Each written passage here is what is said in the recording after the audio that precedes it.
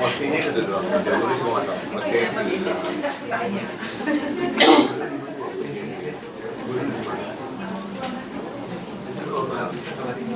sama berangkat.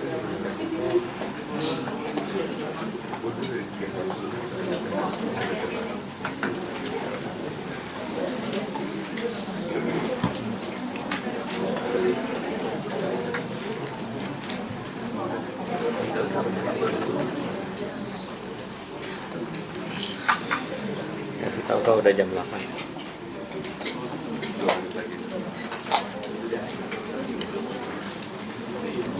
Assalamualaikum warahmatullahi wabarakatuh. Selamat pagi semuanya. Baik, kita pagi ini akan mencoba mengupdate tentang pengetahuan uterine fibroid. Jarang sekali kita punya kuliah tentang uterine fibroid, dan saya sangat bersyukur karena pada saat kongres di Geneva, pada kongres Society of Endometriosis and Uterine Disorder, ada salah seorang profesor dari Amerika, dari University of University of Chicago, Profesor Ayman Al-Hendi. Beliau cukup banyak publikasinya pada uterine fibroid, dan judulnya sangat strong dan inspiring. Beliau mulai melihat adanya celah untuk melakukan eradication of uterine fibroid. Bayangkan, ya. Jadi dia mimpi untuk punya a fibroid free world. Jadi ini artinya sebuah kuliah yang sangat inspiratif buat kita semua. Apalagi buat para future obgyn. Saya yakin pandangan-pandangan seperti ini sangat penting, ya, agar kita semua mulai sekarang bisa memiliki pemahaman dan pemikiran yang sama, mungkin untuk condition dan disease yang lainnya. Baik, kita sedikit saja review apa itu uterine fibroid. Pasti semua sudah paham, ini adalah benign smooth muscle cells tumor. Dan asalnya semua pasti tahu, ya, pasti dari lapisan myometrium. Dan kalau kita lihat uterine fibroid ini, pernah ada sebuah penelitian yang melakukan otopsi pada perempuan yang meninggal, dan dikatakan hampir mendekati lebih dari 70% uterus perempuan itu mengalami uterine fibroid atau ditemukan uterine fibroid. Jadi ini merupakan sesuatu hal yang sangat common ditemukan, dan saya pernah mengikuti sebuah session di Asia Pacific Menopause Federation terkait dengan apa konsekuensi dari liberalisasi pada hysterectomy, dan salah satu speakernya berasal dari Center of Uterine Fibroid di US. Dan memang benar bahwa uterine fibroid adalah merupakan salah satu indikasi terbanyak untuk melakukan hysterectomy. Ya, jadi artinya uterine fibroid ini adalah sebuah epidemi sebenarnya. Cuma kita masih merasa bahwa ini bukan sesuatu hal yang katakanlah perlu diatasi, karena kayaknya dianggap sebagai sesuatu yang common. Bahkan kalau kita lihat efek dari keberadaan uterine fibroid, baik dari aspek obstetri dan gynae, saya pikir kita semua sudah tahu. Di dalam bidang obstetri, kita tahu keberadaan uterine fibroid di dalam kehamilan pasti akan menimbulkan potensi obstetric outcome, baik kepada ibunya atau kepada bayinya. Seperti misalnya ancaman terjadinya postpartum hemorrhage dan juga kemungkinan preterm labor. Dan juga di dalam bidang gynecology, saya yakin pasti banyak sekali kasus uterine fibroid yang datang baik dengan keluhan, abnormal bleeding, lalu kemudian abdominal discomfort karena mechanical compression, dan juga tentu dalam bidang kita adalah fertility. Nah, ini adalah hal-hal yang paling banyak kita temukan, ya. Nah, semua paham uterine fibroid is a hormonal dependent, ya.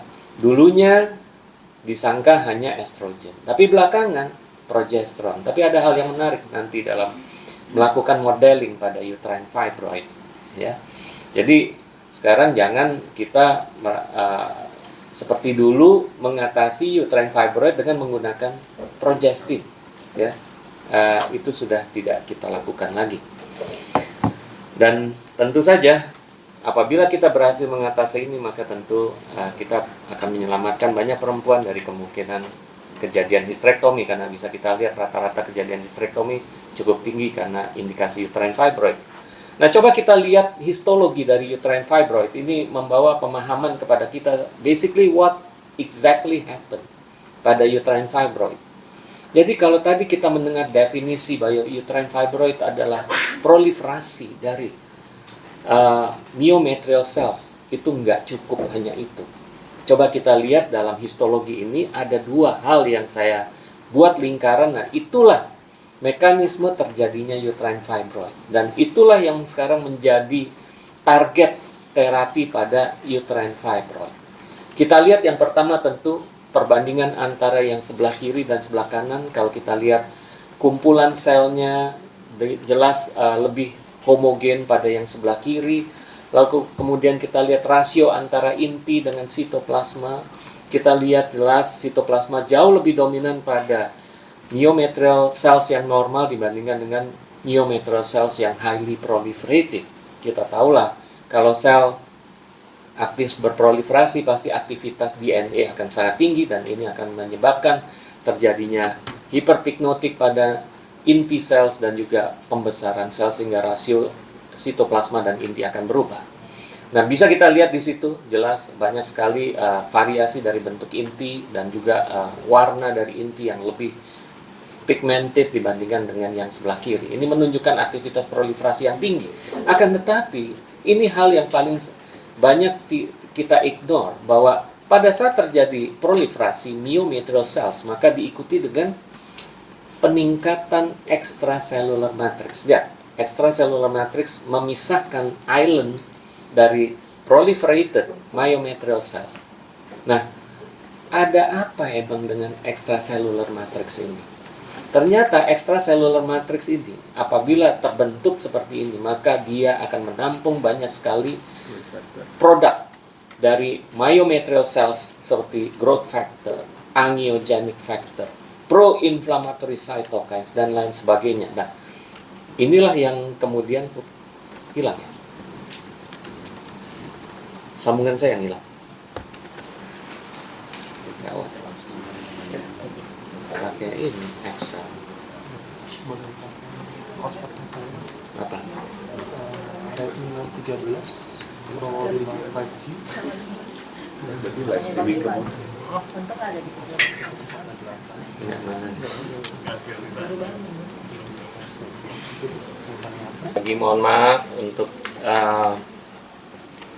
technical problems-nya. Ya alhamdulillah udah gabung lagi.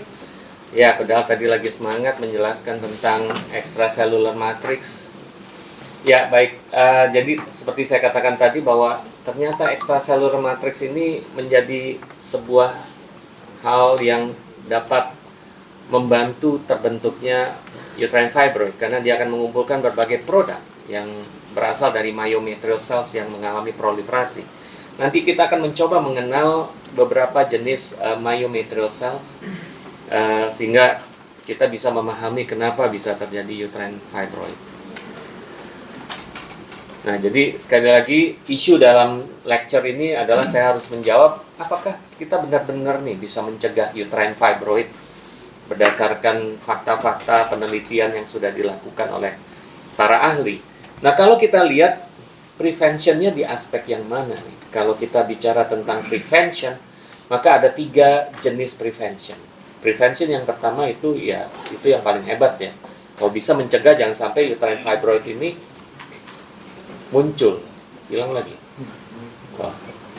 Uterine fibroidnya muncul, ya jangan sampai. Nah ini yang menjadi mimpi dari Profesor Ayman Al-Handi. Bisa nggak kita agar perempuan ini benar-benar free from fibroid? Nanti kita bisa lihat apakah kita bisa melakukan primary prevention atau enggak. Yang kedua adalah ini yang justru secara sehari-hari ini banyak sebenarnya ya, bahwa kita sudah menemukan seorang perempuan dengan uterine fibroid dan kemudian kita mungkin bisa melakukan tindakan yang sifatnya konservatif dan kemudian biasanya kan selalu ditanya apakah kamu sudah melakukan konseling, apakah ini terkait dengan recurrence rate dan lain sebagainya.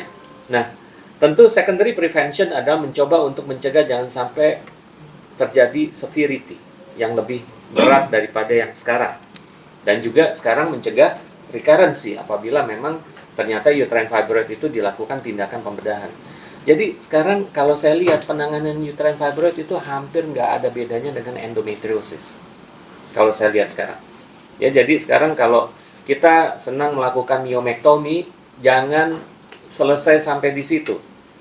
But you have to think apa yang harus kamu lakukan untuk mencegah kemungkinan recurrence rate dari uterine fibroid. Sama seperti kita memperlakukan pasien dengan endometriosis. Nah, kalau tertiary prevention rasanya kita nggak bicarakan dalam konteks ini karena itu sudah uterine fibroid yang advance, pasien sudah sangat menderita karena uterine fibroidnya dan terpaksa kita harus melakukan relief. Ya, seringkali kita melakukan tindakan yang sifatnya definitif. Jadi dalam lecture ini kita tidak akan membahas tentang tertiary prevention. Nah, jadi kita start dengan secondary prevention.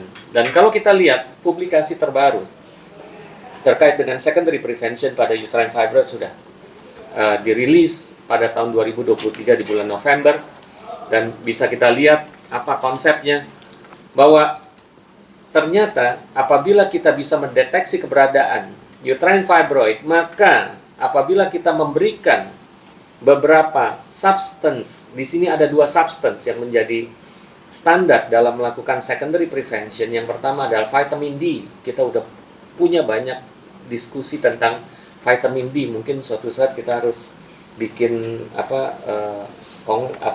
semacam meeting ya, vitamin D in women reproduction ya, starting from ya dari mungkin menarche sampai menopause mungkin. Dan yang kedua adalah epigallocatechin galeat, atau saya singkat aja EGCG. Nah, nanti kita akan mencoba mengenal sedikit apa ini epigallocatechin galeat, karena ini sebenarnya adalah sesuatu yang ada di lingkungan kita sehari-hari. Jadi bisa kita lihat di sini bahwa secondary prevention akan dealing dengan early uterine fibroids, dengan ada uterus yang masih free dan ada yang memang ada recurrence. Jadi bisa kita lihat kalau bisa kita mencegah ini terjadi. Nah, sekarang coba kita lihat ternyata publikasi terkait dengan penggunaan CGC ini ternyata sudah dipublikasi di Fertility and Sterility di tahun 2010. Ternyata penggunaan ekstrak ini jelas memiliki efek antiproliferatif dan memicu pro-apoptosis. Saya juga lagi berpikir apakah ini juga it will works with endometriosis atau enggak nih, jangan-jangan. Siapa tahu. Ya, karena sama saja karakternya, ya, endometriosis pro-proliferatif, pro-apoptosis, ya. Dan tahu nggak EGCG ini apa sih sebenarnya? Green tea, ya. Jadi ekstrak green tea dan sudah. Jadi ya, tapi macanya pakai susu masalah. Ya. Nah, tapi kita lihat ya, dia sudah dalam bentuk produk ya. 1 kaplet itu 200 mg. Kita lihat dosisnya per hari yang harus dikonsumsi adalah 800 mg. Menurut Profesor Ayman Al-Handi, penggunaan 800 mg itu bukan sesuatu hal yang mudah. Katanya banyak pasien yang mengalami rasa mual saat menggunakan high dose EGCG ini, ya. Jadi artinya kita mungkin harus melihat ya, apakah memang pasien kita yang mungkin lebih kecil daripada orang Eropa, apakah dosisnya bisa lebih kita turunkan ya. Kalau vitamin D, saya yakin kita semua sudah cukup familiar dengan penggunaan vitamin D. Mereka awalnya merekomendasikan 4.000 unit, tapi di slide dari Profesor Al-Handi, dia merekomendasikan untuk menggunakannya 5.000 unit. Tapi bukan hanya masalah dosis, tapi juga dia mengingatkan kita terkait dengan dosis, kadar normal dari vitamin D. Targetnya kalau bisa antara 30 sampai 60. Nah, ini yang penting. Jadi makanya saya bilang nanti kita mungkin coba budayakan post myomectomy untuk mencegah recurrency, maka kita paling tidak harus memaintain vitamin D untuk lebih baik ya pada pasien-pasien. Dan kita lihat vitamin D bekerja melalui hambatan terhadap enzim catechol O methyltransferase. Kita tahu enzim COMT ini atau catechol O-methyltransferase sudah banyak dilakukan intervensi baik pada berbagai lesi yang berhubungan dengan hormon estrogen. Contohnya yang paling sering adalah pada breast cancer. Catechol O-methyltransferase adalah enzim yang banyak berperan dalam metabolisme estrogen. Jadi enzim ini bertanggung jawab untuk memetabolisme. Arti metabolisme adalah menonaktifkan hormon. Jadi kalau enzim ini tidak bekerja, ya, maka ini pasti estrogennya akan lebih dominan. Dan ini kelihatannya vitamin D akan meningkatkan catechol O-methyltransferase. Nah, jadi kalau di summary, ya, penggunaan vitamin D dan ekstrak dari green tea jelas memiliki efek antiproliferatif, pro-apoptosis, anti-angiogenik, anti-inflammation, so forth and so on. Dan bisa kita lihat bahwa kelihatannya ini bolehlah kita gunakan sebagai precaution untuk pasien-pasien kita. Jadi kita sekarang punya semacam strategi terbaru untuk menangani uterine fibroid, terutama untuk mencegah kemungkinan terjadinya recurrency atau more severe uterine fibroids. Misalnya kita nggak mau melakukan sesuatu. Jadi kalau secondary prevention jelas, artinya direkomendasikan berdasarkan APACHI tadi, ya, publikasi di tahun 2023 tadi. Apabila kita menemukan pasien dengan uterine fibroid yang masih ringan atau post myomectomy, maka dianjurkan untuk memberikan suplementasi vitamin D dan ekstrak green tea agar tetap kita tidak akan melihat terjadinya progresivitas dari uterine fibroidnya, sehingga patient akan happy dibandingkan kalau kita biarkan mungkin terjadi recurrency atau misalnya uterine fibroid yang tadinya mungkin ukurannya jauh lebih kecil bisa saja berpotensi berukurannya bertambah menjadi lebih besar. Dan seperti yang sudah saya sampaikan tadi bahwa normal serum ini menjadi target yaitu antara 30 sampai 60 nanogram per ml. Oke. Itu tadi secondary prevention. Bagaimana dengan primary prevention? Nah, kalau kita mau bicara primary prevention, maka tentu yang pertama harus kita lakukan adalah memahami dulu kenapa sampai terjadi perubahan sifat dari myometrium normal menjadi myometrium yang abnormal itu dulu. Terus kemudian kita harus pelajari dulu apa yang kemudian mendrive myometrium normal ini menjadi myometrium abnormal. Nah, kalau kita sudah tahu itu, maka baru kita bisa melakukan apa yang disebut sebagai primary prevention. Nah, makanya kemudian dipikirkanlah oleh Profesor Al-Hendi, dia menggunakan research. Dan ini dia dapat dana yang cukup besar, ya. Dia mencoba membandingkan antara cervical cancer yang sudah well established primary prevention-nya dengan melakukan screening.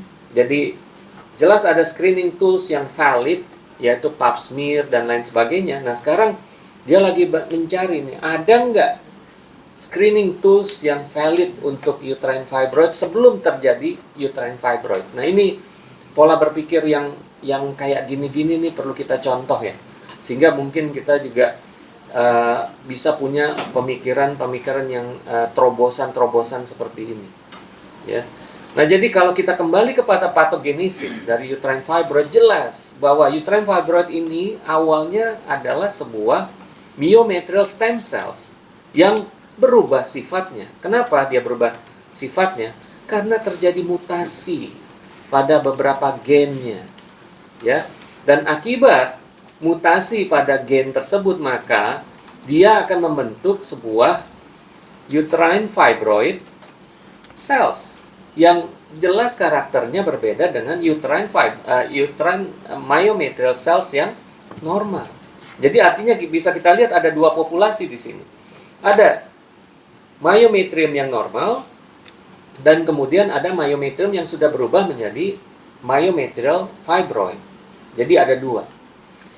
Nah, akan tetapi kalau kita lihat di sini, saya hanya ingin mengingatkan peran dari estrogen dan progesteron. Ya, dalam hal ini saya sering tanya ya di CBD, ya.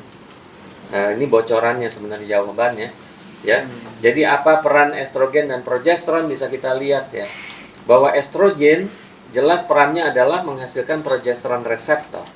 Tapi estrogen sendiri ya, dia jelas akan memicu terjadinya pembentukan growth factor reseptor. Jadi reseptor yang dibentuk oleh estrogen itu bukan cuma progesteron, tapi juga growth factor reseptor. Nah, apabila ada progesteron di situ, maka progesteron akan duduk di situ di epidermal growth factor receptor dan kemudian memicu terbentuknya myometrial cells dan terbentuknya extracellular matrix. Jadi cocok di situ, ya. Nah, itulah kenapa kita tidak lagi ingin memberikan progestin only pada kasus uterine fibroid, karena pemberian progestin jelas akan memicu pembentukan epidermal growth factor. Ya, jadi jangan sampai nanti saya dengar lagi ada SPOG dari sini masih memberikan DMPA pada kasus uterine fibroid. Kita semua udah tahu apa dampaknya nantinya. Nah, jadi sekali lagi saya ingin mengajak kita menggunakan terminologi yang digunakan, yaitu ada myo-N dan myo-F. Myo-N artinya myometrium yang berasal dari uterus yang normal. Benar-benar normal, tidak ada uterine fibroidnya. Tapi kalau myo-F adalah myometrium yang berasal dari uterus yang ada fibroidnya. Jadi kan kalau ada fibroid, tidak semua myometrium itu berubah menjadi fibroid. Akan tetapi ternyata mempelajari perubahan dari myometrium normal, kita juga membandingkannya bukan directly langsung myometrium normal dengan uterine fibroid, tapi kita juga membandingkan antara myometrium normal dengan myometrium pada uterus yang ada fibroidnya. Ternyata beda. Ya. Nah, disinilah orang bisa melakukan studi kenapa bisa terjadi sebuah perubahan. Nah, jadi bisa kita lihat di sini antara myometrium yang berasal dari uterine fibroid dengan myometrium yang normal jelas beda dari ekspresi gennya. Ya, dengan melakukan microarray studies bisa kita lihat bahwa baik spesimen yang berasal dari the whole tissue samples dan myometrial stem cells dari dua pasien yang normal, senormal-normalnya dengan yang ada uterine fibroid, jelas ada up and down regulation dari gene. Ya. Nah, tentu pusing ya lihat microarray seperti ini. Nah, tapi kita udah dipermudah, sudah diklasifikasi gene mana yang upregulated, mana gene yang downregulated. Jadi gene yang upregulated jelas semua yang berkaitan dengan inflammation. Nah, ini sesuatu hal yang baru. Kita nggak pernah ngomong inflammation pada uterine fibroid. Kita cuma ngomong masalah proliferasi. Tapi ternyata belakangan diketahui bahwa terjadi inflammation pada uterine fibroid. Inilah kata kunci yang nanti membuka sebuah celah. Kita akan menggunakan fenomena ini sebagai sebuah screening tools. Ya. Nah, terus kemudian bisa kita lihat juga gene yang berkaitan dengan produksi dari extracellular matrix. Nah, coba lihat gene yang bertanggung jawab terhadap DNA repair malah turun ekspresinya. Jadi wajar terjadi mutasi-mutasi karena gene yang bertanggung jawab untuk DNA repair ternyata mengalami downregulasi. Nah, ini adalah summary dari apa yang terjadi antara myometrium yang ada pada orang normal dengan myometrium yang ada pada orang yang menderita fibroid. Nah, jadi ini yang bisa kita lihat bahwa apa yang dilakukan oleh para ahli untuk mempelajari perubahan dari myometrium normal menjadi uterine fibroid, maka mereka mengumpulkan 3 populasi sel. Ya, myometrium yang berasal dari uterus normal, myometrium yang berasal dari penderita fibroid, dan sel yang berasal dari fibroid itu sendiri. Nah, ini juga mungkin bisa memberikan sebuah ide buat kita semua apabila ada yang tertarik untuk melakukan penelitian dalam bidang molekuler pada kasus uterine fibroid. Nah, apa yang bisa kita lihat secara molekuler di sini? Saya sudah cari, ya. Ini kan pakai kode-kode nama gene ya. Kita sangat tidak familiar, tapi saya sudah bantu. Di bawahnya saya sudah taruh apa arti gene tersebut, dan bisa kita lihat bahwa jelas sekali berbeda antara myometrium yang normal dengan uterine fibroid, dan juga severity-nya juga sangat beda. Coba kita lihat tumor suppressor gene. tumor suppressor gene ini ada gene yang penting untuk mensupres kemungkinan proliferasi sel yang berlebihan. Coba kita lihat, pada myometrium normal jelas ekspresinya paling tinggi. Akan tetapi pada saat dia berada pada penderita fibroid, meskipun dia bukan fibroid, masih myometrium normal, coba lihat. Ekspresi tumor suppressornya sudah mulai turun dan akan terdapat ekspresi yang sangat rendah pada tumor suppressor gene pada saat dia sudah terjadi fibroid. Nah, jadi bisa kita lihat bahwa mekanisme yang menekan terjadi proliferasi hilang pada uterine fibroid. Dan sebaliknya, pada hal-hal yang berkaitan dengan cell proliferation, coba kita lihat yang paling ujung, yang cell proliferation. Coba lihat, pada saat dia terjadi uterine fibroid, maka ekspresinya paling tinggi. Sementara yang myometrium normal, ekspresinya paling rendah. Dan myometrium yang berasal dari uterine fibroid jelas berada in between. Jadi, dalam hal ini kalian harus smart dalam membaca penelitian ini. Artinya apa?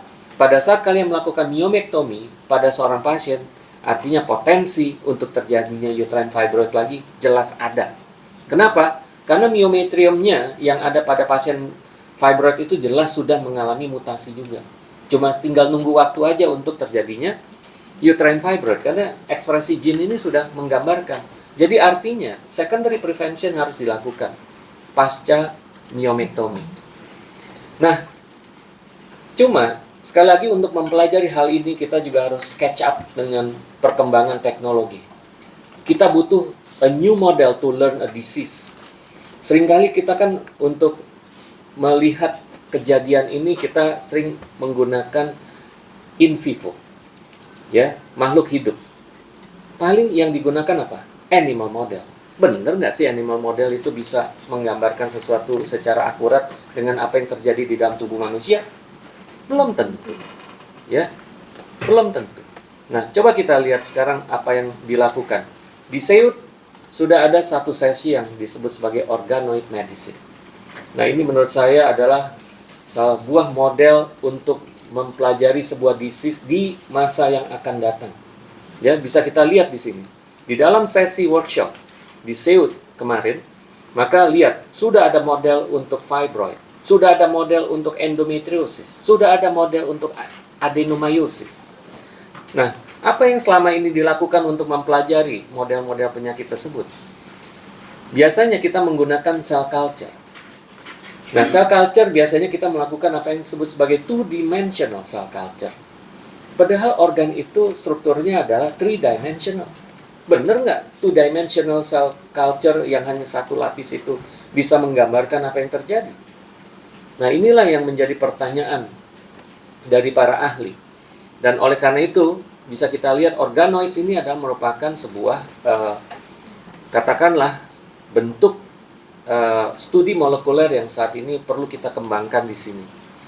Nah, ini bisa kita lihat perbedaannya antara 2D cell culture dengan 3D cell culture. Bisa kita lihat perbedaannya. Di situ kan ada kontainer. Kontainer kan tidak ada pada makhluk hidup. Akan tetapi nanti apabila kita bisa mengkonstruk menjadi 3D dimensional cell culture, maka bisa kita lihat di sini. Jelas, tumpukan sel ini akan jauh menyerupai seperti sebuah organ, maka ini disebut sebagai organoid. Ya, dan bisa kita lihat instead of container maka dia menggunakan scaffold. Saya pikir di cluster human reproduction di IMERI sudah mulai membuat model seperti ini, ya. Nah, nanti tapi tentu dengan tujuan yang beda ya. Nah, ini bisa kita buat yang lain. Nah, jadi sekarang organoid itu kita bisa menggunakan scaffold untuk membuat sebuah struktur, dan sel yang menumbuhkannya bisa kita gunakan apakah menggunakan embryonic stem cells, adult stem cells, atau induced pluripotent stem cells. Induced pluripotent stem cell ini adalah merupakan program melakukan reprogramming pada stem cells. Jadi ada gen yang disisipkan ke dalam stem cells tadi sehingga stem cell ini bisa di-drive menuju sesuatu yang kita inginkan. Atau bahkan kita lebih katakan lebih agresif lagi dengan menggunakan tumor cells.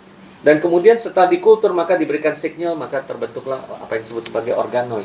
Nah, ini sekali lagi cobalah kita mulai membuat hal-hal ini, karena tentu ini akan lebih mendekati dengan apa yang terjadi, karena memang organoid sekarang digunakan sekarang untuk mempelajari tentang tadi disease modeling, ini jelas ya. Lalu kemudian personalized medicine, jadi kita bisa menggunakan model ini untuk melihat apa efek obat-obat yang digunakan ya, secara individual ataupun secara populasi. Nah, ini menurut saya sesuatu hal yang sangat baru dan bisa kita lakukan. Seperti contohnya, katanya preeclampsia is a human disease. Ya, mungkin kita bisa membuat model preeclampsia dari sini, ya misalnya.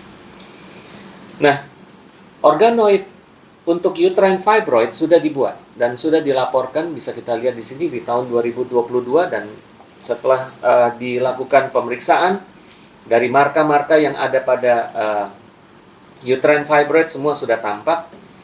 Dan kemudian karakternya juga kurang lebih sama, bisa kita lihat setelah diberikan estrogen, jelas selnya akan melebar, surface-nya juga akan melebar. Dan kemudian juga marka-marka proliferasi, profibrotik, dan pembentukan extracellular matrix-nya juga meningkat. Jadi jelas organoid yang membentuk model dari uterine fibroid jelas ini sudah mimicking sesuai dengan apa yang ada di uterine fibroid. Nah, setelah itu kemudian ini belum dipublikasi, saya colong aja dari slide-nya Profesor Al-Hendi. Jadi ini bisa saya lihat cari publikasinya nggak ada nih, ya. Nah, ini yang penting kita lihat di sini, bahwa dari organoid itu ketahuan bahwa sekretomnya banyak mengandung inflammatory cytokines. Artinya benar bahwa uterine fibroid melepaskan banyak pro-inflammatory cytokines, ya. Jadi bukan cuma endometriosis aja, ternyata uterine fibroid juga sama. Dan kemudian apalagi yang dilepas oleh sekretomnya? Angiogenic cytokines, ya. Jadi makanya kenapa vaskularisasi sangat tinggi pada uterine fibroid. Nah, berdasarkan produk-produk yang dihasilkan ini, maka kita bisa memahami, oh ini artinya yang merupakan indikator terjadinya perubahan karakter dari myometrial normal menjadi myometrial fibroid. Dan inilah jangan-jangan kandidat dari biomarker yang dapat kita gunakan untuk men-screening mana orang-orang yang kemungkinan akan menderita uterine fibroid. Dan kemudian penelitian ini dikembangkan lagi dengan penelitian pada model. Ini kebetulan menggunakan animal model, dan kemudian mereka merendam stem cell dari myometrium, baik yang berasal dari normal maupun yang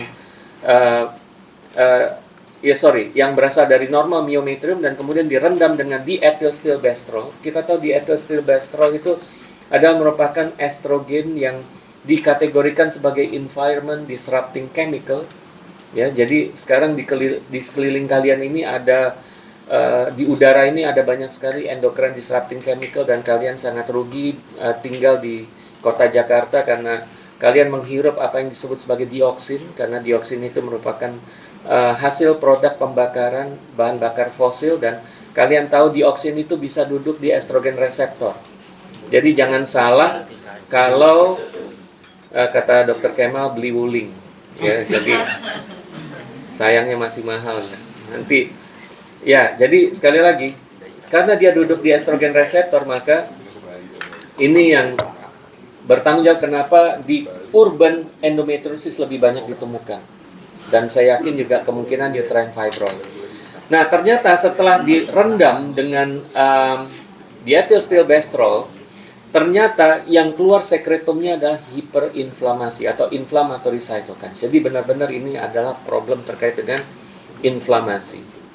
Jadi kalau di summary, ya, perubahan dari myometrium normal menjadi leiomyoma jelas ada berbagai hal. Selain mutasi yang terjadi, lalu kemudian menstruasi yang terus-menerus berlangsung, makanya kita juga tidak jarang melihat bahwa uterine fibroid banyak ditemukan pada nullipara, ya, karena menstruasi terus terjadi tanpa henti, ya. Maka ini bisa menimbulkan sebuah perubahan pada lapisan myometrium dan terbentuklah leiomyoma. Nah, jadi kalau kita summary, risk factor apa yang mungkin bertanggung jawab pada uterine fibroid yang mengubah myometrium normal menjadi myometrium yang fibroid? Nah, ini ada beberapa hal nih. Memang secara incidence ya, kalau di Eropa atau di Amerika memang seringkali mereka membedakan antara orang kulit putih dengan orang kulit berwarna. Memang secara race kulit berwarna jauh lebih tinggi insidensi uterine fibroidnya. Nah, ini yang menurut saya nih menjadi perhatian kita semua ya. Endocrine disrupting chemical, obesity, vitamin D deficiency, usia, dan parity ya. Dan kemudian faktor risiko ini ya akan bergabung dengan berbagai kondisi yang terjadi di molekuler, di tingkat molekuler seperti kerusakan DNA, epigenetic alteration, inflammation, dan seterusnya. Dan ini kemudian saling bergabung dan membentuk sebuah myometrial stem cells yang sudah mengalami mutasi dan kemudian akan terbentuk uterine fibroid. Nah, bagaimana ceritanya dari awal sampai akhir kenapa seorang perempuan bisa mengalami uterine fibroid? Maka pertama terjadi early hit. Kelihatannya seorang perempuan yang mengalami uterine fibroid sejak awal di masa kandungannya dia pernah terekspos dengan endocrine disrupting chemical. Ya, ini adalah sebuah exposure yang paling awal yang terjadi pada seorang perempuan. Dan kemudian later life dia akan mengalami late hit, mungkin dia mengalami vitamin D deficiency, dia mengalami obesity dan seterusnya. Dia juga terpapar lagi dengan endocrine disrupting chemical, dan ini tentu akan menjadi sebuah kondisi yang akan mengubah karakter dari myometrium normal menjadi myometrium yang bersifat uterine fibroid dan seterusnya, dan berujung dengan terbentuknya uterine fibroid. Nah, jadi kalau di summary ini adalah kira-kira risk factornya ya, vitamin D deficiency, terus race, obesity. Nah, ini sebenarnya yang juga menarik karena ada problem inflamasi. Ini dysbiosis ini belum disentuh-sentuh di banyak hal.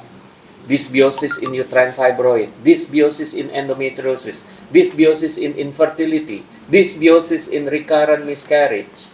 Banyak ya. Saya nggak tahu nanti di vetomaternya juga apakah dysbiosis in preeclampsia, dysbiosis in preterm. Ya. Karena selama ini yang kedengaran cuma flor albus saja. Ya. Nah, jadi sekali lagi saya bisa lihat di sini bahwa sekarang ada sebuah terminologi baru karena adanya inflamasi pada myometrium yang berujung pada uterine fibroid. Namanya adalah chronic aseptic myometritis atau disingkat sebagai CAM.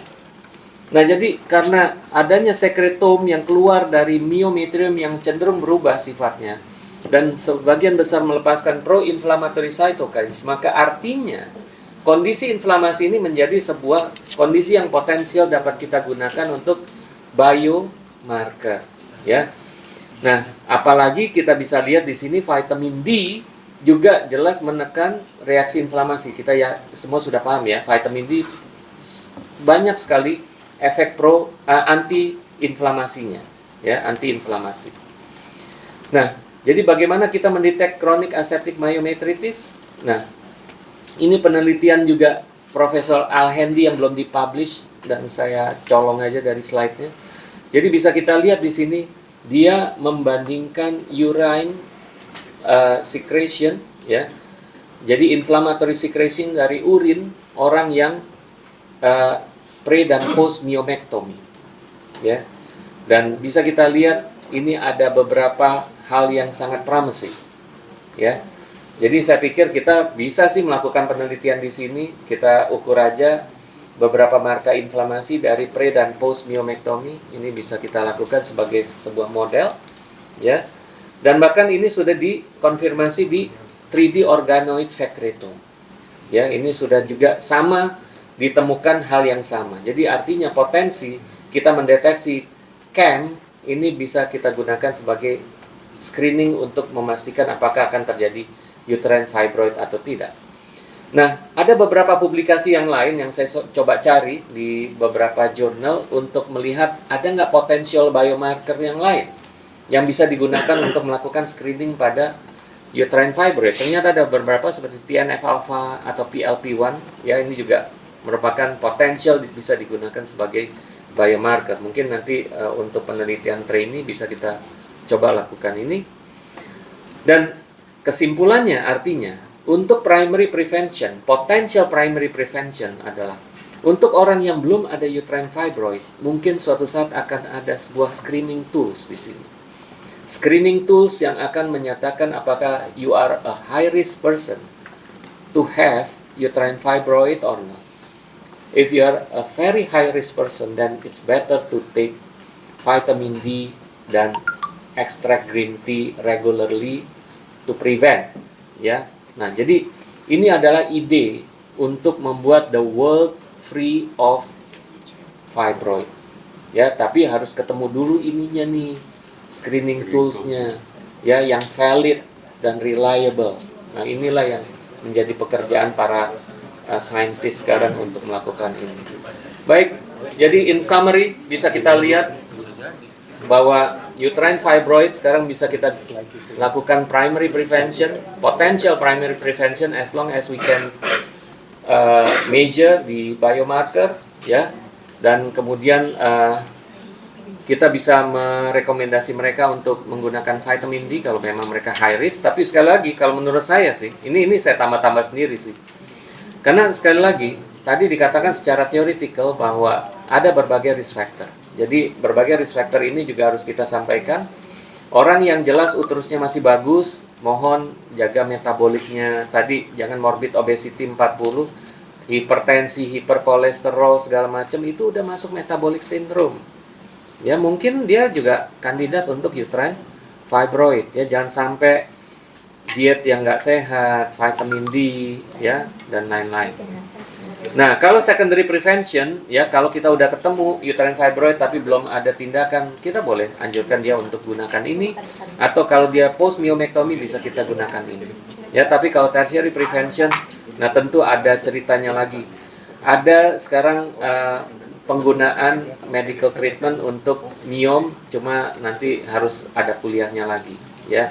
Baik menggunakan SPRM atau menggunakan GnRH antagonis. Mungkin itu nanti sesi yang lain lagi.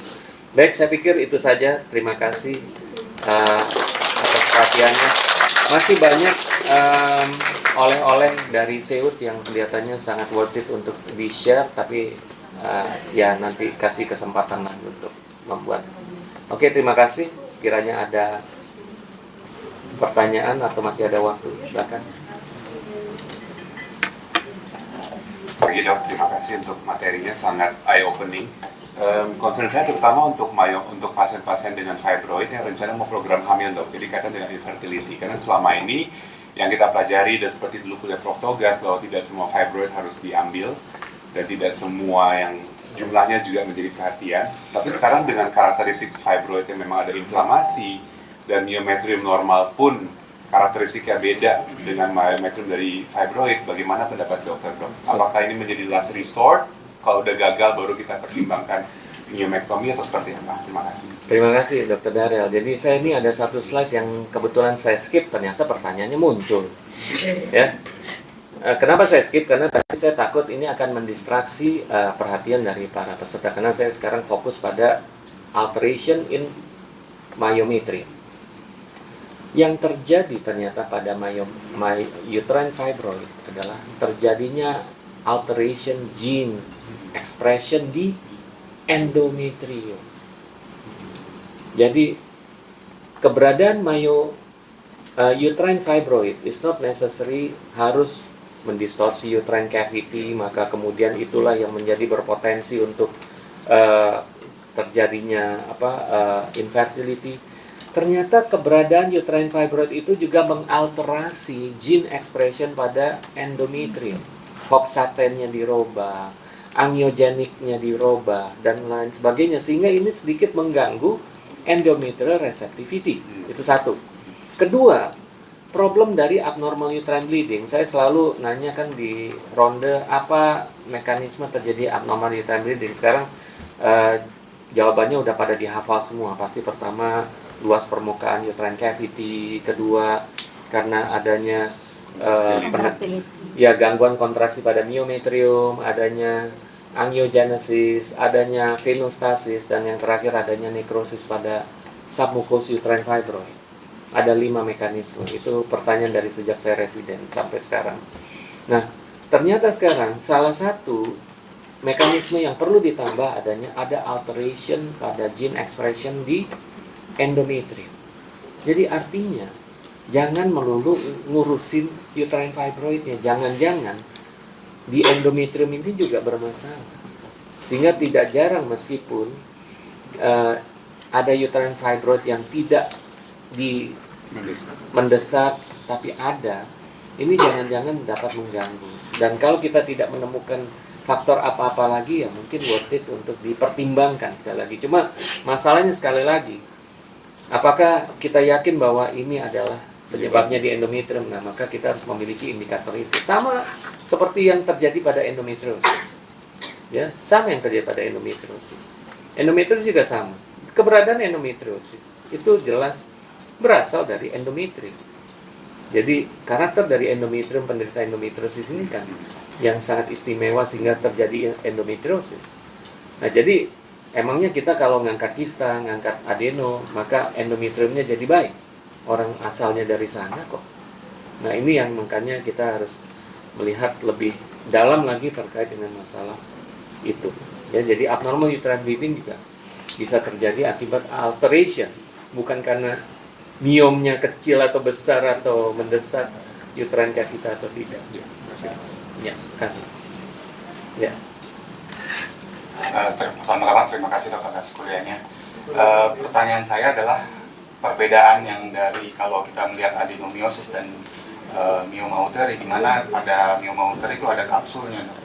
Sedangkan pada adenomyosis kan tidak memiliki kapsul, sehingga kalau misalnya katakanlah dari sitokin yang diproduksi oleh sel-sel endometriosis dia mempengaruhi neighboring cell, itu agaknya oke, mungkin tidak terjadi. Tapi apakah sekretom inflamasi yang dihasilkan oleh sel sel mioma uteri karena dia berkapsul sehingga dia sifatnya lebih localized, hanya pada mioma uteri tetapi tidak pada neighboring cell misalnya? Apakah pernah diteliti pengaruh inflamasi yang terjadi pada mioma uteri juga terjadi pada miometrium di sebelahnya?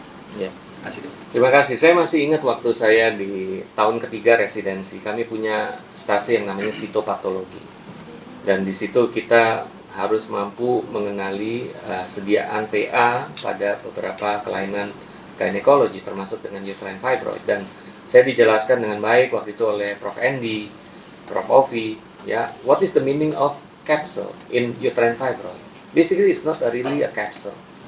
Itu ada pseudo capsule karena adanya kompresi mekanik pada uterine myometrial cells. Ya, jadi it's not necessary a very delicate capsule. Jadi menurut saya sekretom yang terbentuk pasti akan masih bisa mempengaruhi neighboring cells. Itulah kenapa saya katakan tadi bahwa miometrium yang berasal dari pasien uterine fibroid beda dengan miometrium yang berasal dari orang yang tidak memiliki uterine fibroid sama sekali.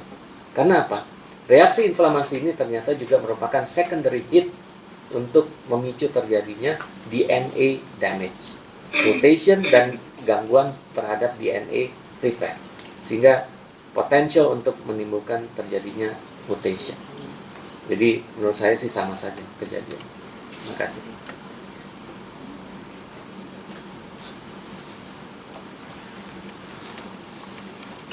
Oke, ada lagi? Baik, kalau nggak ada, terima kasih atas waktu dan perhatiannya. Semoga bermanfaat. Saya tutup. Wassalamualaikum warahmatullahi wabarakatuh. Selamat pagi.